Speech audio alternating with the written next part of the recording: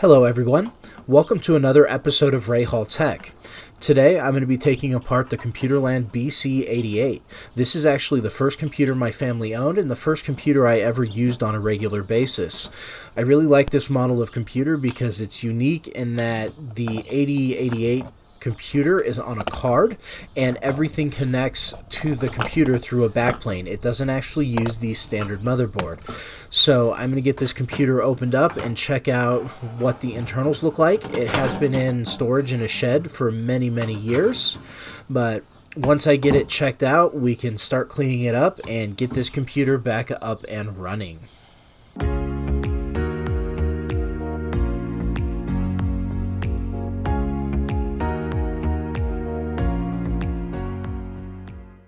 I'm going to jump right into taking apart the computer so that I can get it cleaned up, and I'm going to stop for a couple seconds on each card and explain what they are. This first card is the MXM drive controller from Western Digital. It supports 2 drives using these 3 connectors.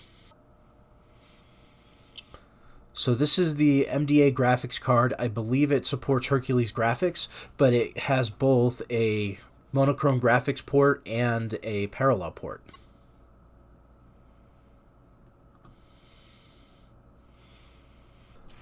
This card is the CPU board. It's got the 8088 processor directly on it, the BIOS, and 3 connectors, one for the battery, one for the power light, and one for the keyboard.